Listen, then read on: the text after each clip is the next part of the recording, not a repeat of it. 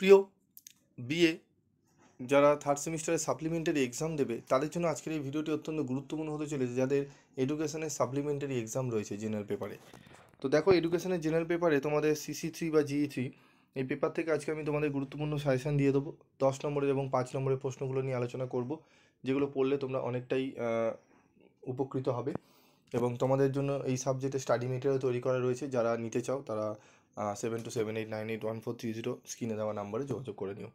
তো গুরুত্বপূর্ণ 10 নম্বরের প্রশ্ন দেখো। প্রথম যে প্রশ্নটি ভালো করে পড়বে, শিক্ষার সমাজতত্ত্বের বৈশিষ্ট্য ও পরিধি আলোচনা করো। সামাজিক গোষ্ঠী বলতে কি বোঝো?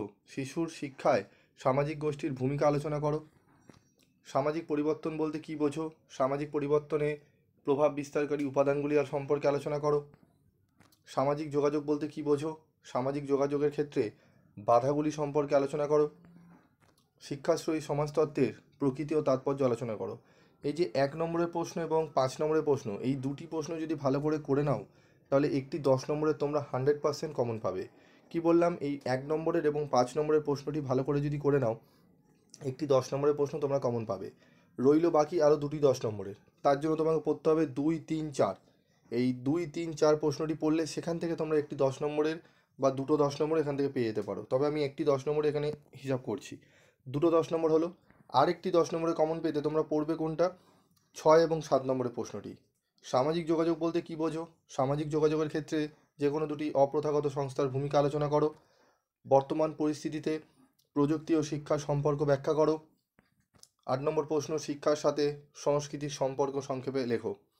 এই 8টা প্রশ্ন টোটাল দিয়েছি। এই 8টা প্রশ্নই যদি ভালো করে পড়ে নাও, একদম এখান থেকে 3টে প্রশ্ন তোমরা কমন পেয়ে যাবে। এবং তোমাদের 5 নম্বরের প্রশ্নগুলো নিয়েও আলোচনা করব।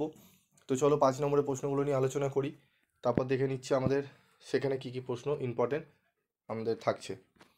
দেখে নাও। গুরুত্বপূর্ণ 5 নম্বরের প্রশ্ন, শিক্ষার সমাজতত্ত্ব অধ্যয়নের প্রয়োজনীয়তা কী? সামাজিকীকরণ প্রক্রিয়ায় শিক্ষার ভূমিকাটি লেখো।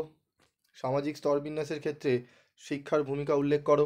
এই 3টি প্রশ্ন অবশ্যই ভালো করে পড়বে। শিক্ষা ও অর্থনীতির সম্পর্ক লেখো। সামাজিক যোগাযোগের মাধ্যম হিসাবে গণমাধ্যমের ভূমিকা উল্লেখ করো। তারপর রয়েছে দেখো, তথ্য ও যোগাযোগ প্রযুক্তি বলতে কি বোঝায়? সমাজতত্ত্ব ও শিক্ষার মধ্যে সম্পর্ক লেখো। এই যে প্রথম যে 7টি প্রশ্ন বললাম, এই প্রথম 7টি প্রশ্ন VVI প্রশ্ন, একদম এই 7টি প্রশ্নের মধ্যে বাদ দেওয়া যাবে না, খুব ভালো করে তোমাদের পড়তে হবে।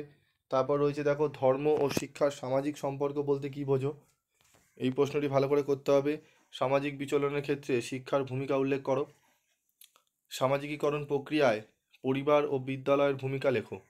এই প্রশ্নটি অত্যন্ত গুরুত্বপূর্ণ, খুব ভালো করে তোমাদের কিন্তু পড়তে হবে এই প্রশ্নগুলো। ঠিক আছে, 10টা প্রশ্ন মোট আমি রেখেছি, বেশি প্রশ্ন রাখিনি। এই 10টা প্রশ্ন যদি ভালো করে নাও তোমরা কিন্তু অনেক প্রশ্ন কমন পাবে। ঠিক আছে, তো আজকের মতো ভিডিওটি আমি শেষ করব। দেখা হচ্ছে পরবর্তী ভিডিওতে।